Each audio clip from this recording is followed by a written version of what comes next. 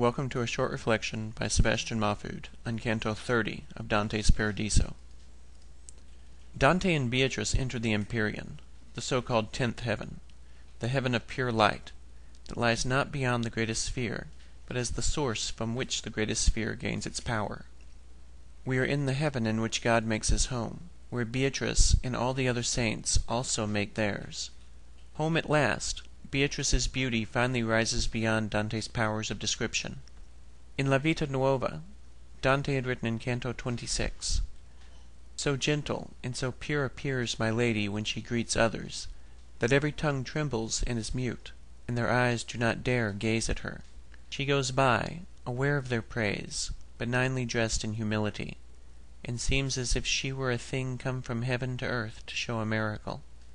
She shows herself so pleasing to those who gaze. Through the eyes she sends a sweetness to the heart, that no one can understand who does not know it. And from her lips there comes a sweet spirit full of love, that goes saying to the soul, Sigh." He concluded that Vita Nuova with the following: "A miraculous vision appeared to me, in which I saw things which made me decide to write nothing more of this blessed one until such time as I could treat of her more worthily. I hope to write of her what has never been written of any woman. And then may it be pleasing to him who is the Lord of courtesy, that my soul might go to see the glory of its lady, that is, of that blessed Beatrice, who gloriously gazes on the face of him who is blessed throughout all the ages." Mission accomplished. Here he writes of the ineffable: "As feeblest eyes, struck by the sun, go blind, so the remembrance of my lady's smile strikes every recognition from my mind. From the first day I looked upon her face in this life, to this present sight of her, my song has followed her to sing her praise. But here I must no longer even try to walk behind her beauty. Every artist, his utmost done, must put his brushes by, so do I leave her to a clarion of greater note than mine, which starts to draw its long and arduous theme to a conclusion." Beatrice breaks Dante from his reverie, announcing that they've arrived, and Dante finds himself again disoriented with the sameness of the most powerful sphere, until he notices a river of light from which Beatrice tells him to drink.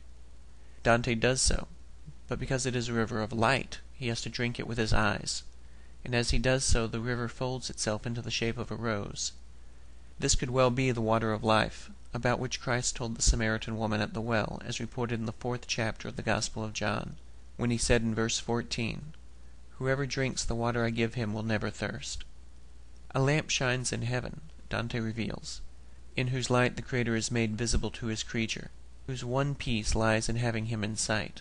The lamp, he adds, forms an enormous circle around which is built up an amphitheater comprised of more than 1,000 circles of seats wherein are situated the saints.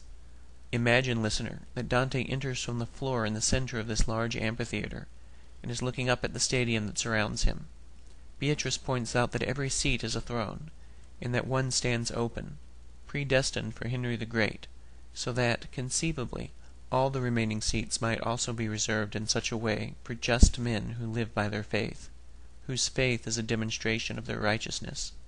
Beatrice, from Dante's year of 1300, tells him that the Pope in office at the time Henry the Great comes to his glory, whom we already know as Pope Clement V, will also find his way to Nicholas III's font, shoving Boniface VIII further into that pit. Psalm 19, 2-3 reads, "The heavens declare the glory of God, and the firmament proclaims his handiwork. Day pours out the word to day, and night to night imparts knowledge." Here, as we arrive in the mystical rose formed by the river of light, we can see the stadium unfold as so many petals. On the left side of this image we find the souls of those who believed in Christ descended, the Christians, and on the right side we find the souls of those who believed in Christ to come, comprised of the pre-Christian Jews and people like Raphaeus.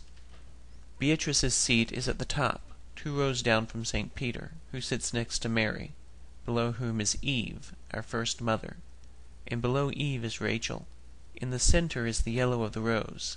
God is here, and next to him on either side are children, either the baptized children of the Christian era, or the non-baptized pre-Christian children, who were sired by those souls who believed in Christ to come. Dante sees this rose at first in the same way he saw Christ in the griffin while on the terrestrial paradise, through a reflection of it. In shardy notes, Dante sees the whole thing in great detail, the laws of nature being God's agencies, and having no force where God rules without intermediaries.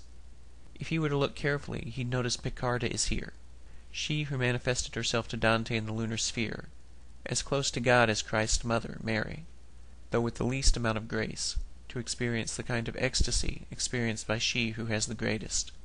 No one problematizes her placement here, for to do so would be to fall into the sin of the envious workers in the vineyard, who showed up at the break of day, and are angered by learning they've earned the same wages as those who showed up in the evening.